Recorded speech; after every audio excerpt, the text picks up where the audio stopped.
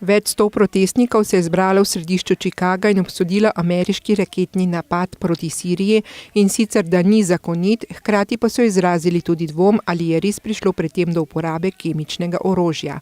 Protestniki so imeli slogane, da so proti temu, da ZDA bombardirajo Sirijo, da ZDA lažejo, naj ustavijo vojno proti Siriji in naj gre ZDA iz Sirije in da ne sme biti vojn za imperij.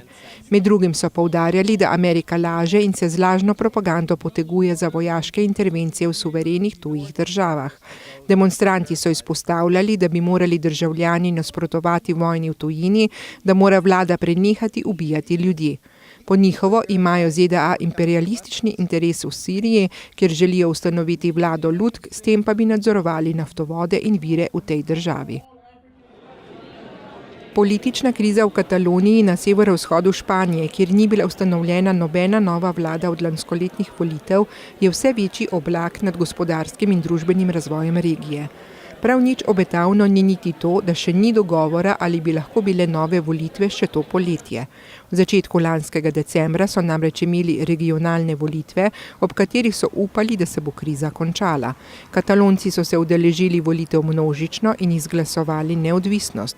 Toda v bogati severovzhodni regiji, katere prestolnica je Barcelona, še vedno ni nove vlade. Katalonski voditelji so še vedno ali v izgnanstvu ali pa v zaporu.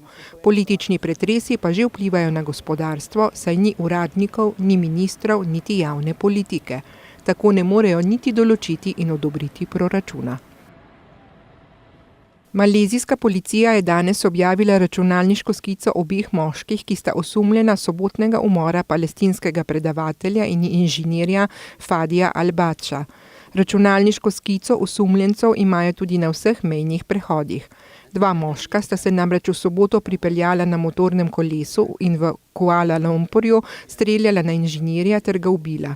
Oba sta visoka približno 180 centimetrov, svetlejše polti, po izpovedih prič najverjetneje Evropejca ali pa iz Bližnjega vzhoda. Danes je Hamas, islamistična vojaška skupina, ki vlada na območju Gaze, za umor Bača, ki naj bi bil član njihove skupine, obtožila Mosadovo vohunsko agencijo. Izrael pa je takoj zavrnil obtožbe.